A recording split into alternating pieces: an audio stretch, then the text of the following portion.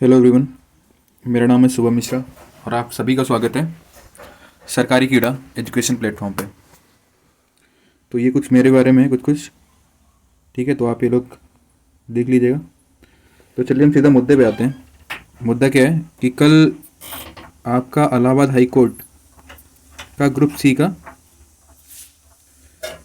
Phase 1 का result निकला है। ठीक है, कि जो जो कैंडिडेट जो हैं वो टाइपिंग के लिए जिनको भी बुलाया गया है तो उनका एक पूरी लिस्ट निकली है। ठीक है, और ये जो पूरी लिस्ट है ये आपकी है पूरी एप्लीकेशन नंबर के ऑर्डर में। ठीक है, increasing order of application number.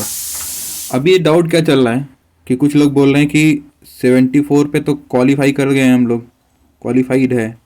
ठीक है, 74 पे क्वालिफाइड है लेकिन 75 पर नॉट क्वालिफाइड दिखा रहा है फॉर अनरिजर्व कैटेगरी। तो ऐसा क्यों हो रहा है? ऐसा क्यों हो रहा है? तो उसके पीछे एक रीज़न है कि कल जो आंसर की आई थी, कल जो रिवाइज आंसर की आई थी उसमें 2 क्वेश्चन पे बेनिफिट हुआ है जो कि बाकी 2 लोग पे उसका घाटा हुआ है। कौन कौन से? एक तो आपका प्रत्यय वाला था, पा और आपा प्रत्यय, पा और आपा प्रत्यय। और दूसरा क्या था? एक रीजनिंग का क्वेश्चन था जिसमें आयोग ने 6,8 जिन्होंने ये 2 लगाया है उनको पूरा नंबर दिया है। ठीक है, और बाकी आपा को गलत माना है और पा को सही माना है। ठीक है, तो इस केस में कुछ लोग के मार्क्स कम हुए हैं और कुछ लोग के मार्क्स बढ़ गए हैं। ठीक है, लेकिन क्या हो रहा है कि लोग अपना रिवाइज आंसर की से मैच नहीं कर रहे हैं। ठीक है, वो डायरेक्ट बोल रहे हैं कि मेरे तो 74 थे इसलिए मेरा हो गया है, और जो 75 वाला है वो बोल रहा है कि मेरे 75 है इसलिए मेरा नहीं हुआ। ऐसा क्यों है? तो ये सब लोग बोल रहे हैं कि इलाहाबाद हाई कोर्ट में धांधली हुई है। ऐसा कुछ नहीं है, सारा रिजल्ट आपका जेन्युइन बनाया गया है, कोई दिक्कत नहीं है। ठीक है, खास तौर से इस चीज़ को लेकर के कि मार्क्स ज़्यादा आए तो कम कैसे, तो ये सब चीज़ों में मत पढ़ें, अपना टाइपिंग फोकस करें। ठीक है, अब चलिए सीधा चलते हैं टाइपिंग पे। तो इसकी अलग ही हवा बनी हुई है। इसकी क्या हवा बनी हुई है? इसमें ये बोल रहे हैं कुछ लोग कि भैया 25 वर्ड पर मिनट हिंदी में और 30 वर्ड पर मिनट इंग्लिश में। ठीक है, ये कोई ज़रूरी नहीं है। कुछ लोग क्या बोल रहे हैं कि ये कोई ज़रूरी नहीं है कि 25 वर्ड पर मिनट आपका हिंदी में आ जाए या फिर 30 वर्ड पर मिनट आपका इंग्लिश में आ जाए। ये कोई मैंडेटरी नहीं है, ऐसा लोग बोल रहे हैं। बट ये मैंडेटरी है, इतनी आपकी स्पीड होनी चाहिए दोनों में, तभी आप उस एग्ज़ाम को क्वालिफाई कर पाएंगे।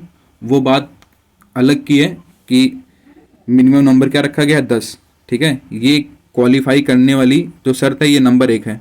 और नंबर दूसरी शर्त क्या है कि आपका जो स्कोर है मिनिमम आपका 10 होना चाहिए। ठीक है, ये नहीं कि आप 20 वर्ड पर मिनट हिंदी में ले आ रहे हैं और 30 वर्ड पर मिनट इंग्लिश में ले आ रहे हैं और फिर आप सोच रहे हैं कि भैया अब हम दोनों को जोड़ करके बड़े आराम से मेरे नंबर ज़्यादा हैं तो आप कर लेंगे। ऐसा नहीं है, दोनों में आपको सेम स्पीड मेंटेन करनी पड़ेगी, ये पहली कंडीशन होगी। और दूसरी कंडीशन ये होगी कि आपका मिनिमम नंबर जो क्वालिफाइंग है वो 10 नंबर है दोनों ही केस में। तो ठीक है, सबसे पहला तो ये डाउट था, तो आप ये चीज़ क्लियर कर लीजिए, अपने दिमाग में कोई फितूर न रखिए, उसी हिसाब से प्रैक्टिस कीजिए। ठीक है, और दूसरा क्या चल रहा है? दूसरा ये चल रहा है कि 5 character equal to 1 word, 5 character equal to 1 word वाला। ये भी बहुत हवा बनी हुई है, ये हवा तो बहुत ही खतरनाक है। इसमें क्या है? इसमें लोग बोल रहे हैं कि 5 कैरेक्टर इक्वल टू 1 वर्ड माना जाएगा। ऐसा कहीं मेंशन नहीं है। ठीक है, कोई भी एग्जाम आप दीजिए, चाहे एसएससी सीजीएल हो चाहे रेलवे का हो, जहाँ पे ये चीज़ वैलिड होता है वहाँ पे साफ साफ दिया हुआ होता है कि 5 की स्टोर इक्वल टू 1 वर्ड माना जाएगा। ठीक है, तो वर्स्ट केस के हिसाब से आप प्रिपेयर करिए, 300 वर्ड लगा कर टाइपिंग करिए। ये नहीं कि आप 5 कैरेक्टर इक्वल टू 1 वर्ड के हिसाब से टाइपिंग कर रहे हैं। चाहे सोनी टाइपिंग हो, चाहे आरकेसी नवादा हो, आरकेसी नवादा बेस्ट है इस चीज़ के लिए, वो मैं आगे बताऊंगा क्यों। चाहे सोनी हो, चाहे आपका टाइपिंग मास्टर हो, चाहे जेआर टाइपिंग हो, सब में जो सेकंड मेथड है ना स्पीड काउंसिल कैलकुलेशन का, सेकंड मेथड जो है स्पीड कैलकुलेशन का वो ही अपनाया गया है। सेकंड मेथड है जो स्पीड कैलकुलेशन का वही अपनाया गया है। तो भैया उसको मद्देनज़र रखते हुए आप अपनी प्रैक्टिस करिए। ठीक है, बाकी 5 कैरेक्टर इक्वल टू 1 वर्ड ये मत सोच के चलिए, अगर मान लीजिए अगर आप वर्ड वर्स्ट केस में प्रिपेयर नहीं कर रहे हैं, वहाँ पे ये मान लिया गया, फिर तो दिक्कत हो जाएगी ना, क्योंकि मेंशन तो कुछ नहीं है इसमें। और जो चीज़ मेंशन नहीं होती वो आप लोग मान कैसे कर सकते हैं? ये देखिए जैसे यहाँ पे लिखा हुआ है, ठीक है।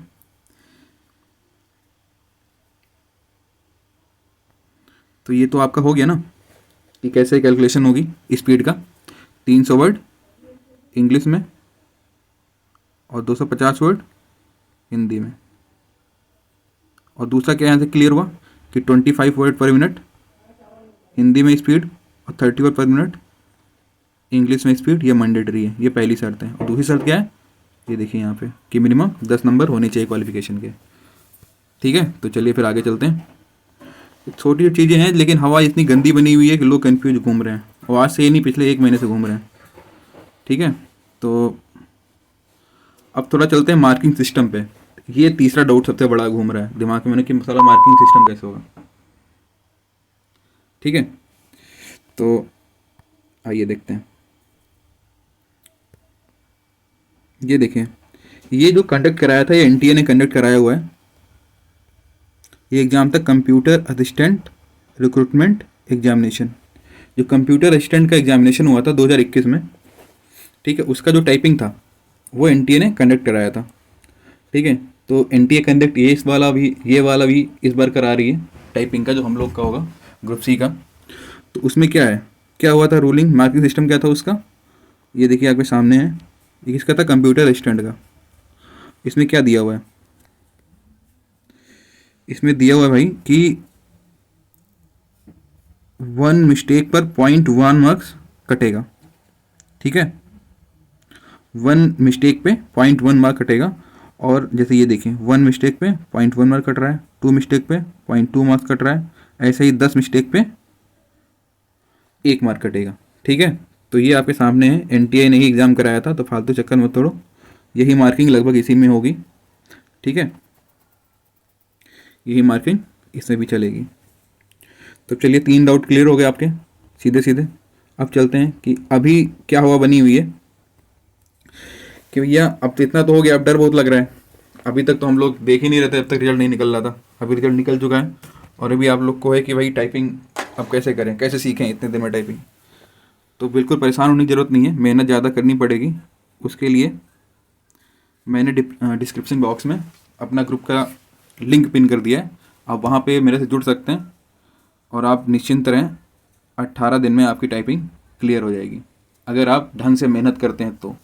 ठीक है, तो ये तो हो गया। और हाँ, उसकी जो डेडलाइन रखी गई है, क्योंकि मुझे भी टाइम चाहिए आपको बताने के लिए, कन्वे करने के लिए अपनी जो भी टिप्स हैं, तो उसके लिए भी मुझे थोड़ा टाइम चाहिए कि आपको मैं उसे दे सकूँ।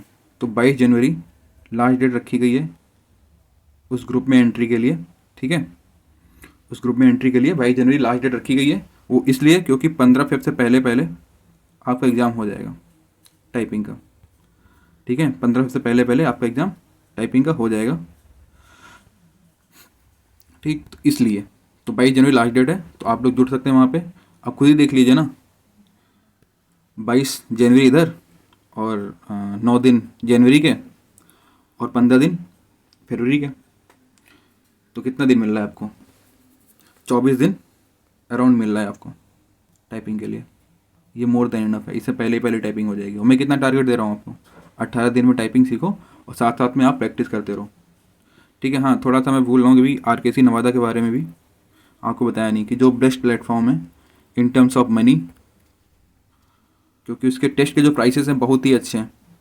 ठीक है, आप कहीं किसी अदर प्लेटफॉर्म पे जाइए, आपसे 100-200 से नीचे बात नहीं करेंगे। वहाँ पे क्या है, 7 डेज का